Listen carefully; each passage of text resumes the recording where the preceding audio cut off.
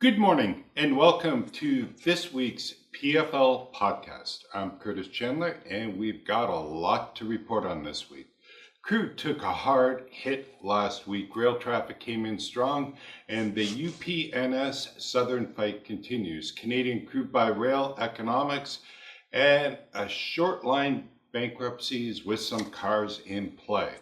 Let's start with the markets. Dow closed lower on Friday of last week, down 51 points, but up 311.41 points week over week. WTI fell 3.74% on Friday of last week to settle at $69.23 per barrel, and that was down $7.37 per barrel week over week. WTI is poised to open up $1.21 per barrel from Friday's close. On the inventory side, commercial crude drew hard, down more than 8.3 gallons week over week and are now 6% below the 5-year average for this time of year. Gasoline and distillates both built up 2.1 and 3.1 million barrels respectively.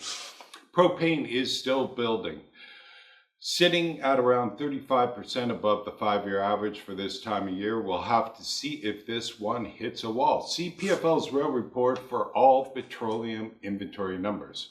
North America rig count added 21 rigs week over week, with US up 10 rigs and now has 573 active rigs. Canada was up 11 rigs week over week and now sits at 197 active rigs. Year over year, we are up 83 rigs collectively from last year.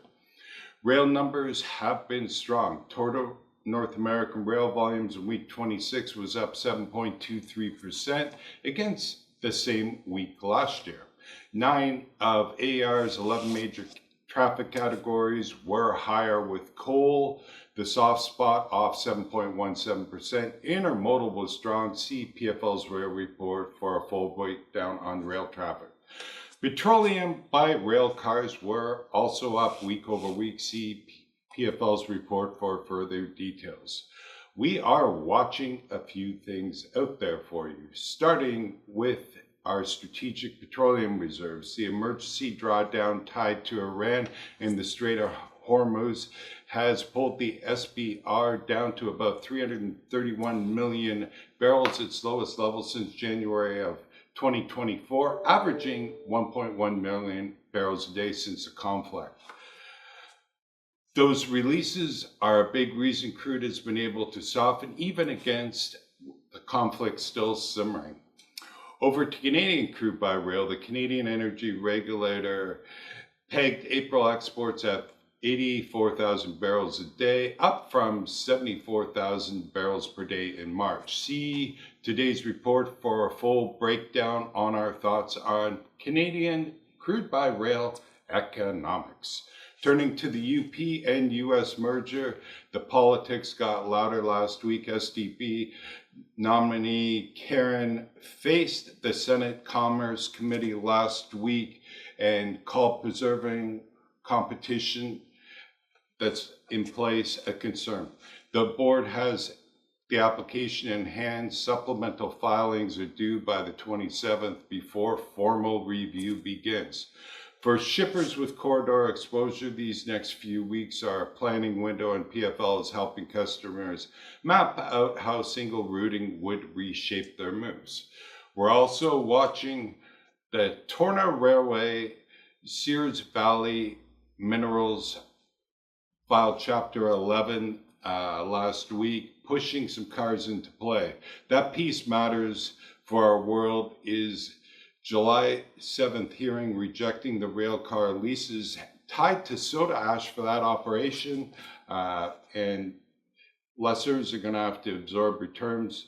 That's exactly the kind of redeployment PFL works through with owners and shippers. If you're in a situation where you are leasing out cars to Trona, please call PFL today. Closing out the watch list is cargo theft. Thefts are running about 60% ahead of last year, now an estimated $35 billion problem. And Samara just rolled out a disposable label to track those shipments. For high-valued intermodal loads, loss prevention is fast becoming a data exercise, and we'll be watching quickly if rail picks this one up. Well, that's a rundown for this week. Whatever equipment you need, PFL is here to help with storage, leasing, subleasing, car cleaning, repair, flaring, scrapping, nitrogen generation, and transloading services. If you found this podcast useful and the report informative, please share both with a friend and colleague. Always has been and always will be a free service for the industry. PFL also produces a weekly storage report, availability report, a markets daily report, and a written report. If you're not receiving these reports, please call the desk at 239-390-2885 and we'll get you signed up. We hope that everyone has a fantastic week. It's a busy week ahead of us. For our Canadian viewers, happy Canada Day. And for us here in the US, happy 4th of July, and make sure you stay safe out there. Thanks for listening, and please pass on the report.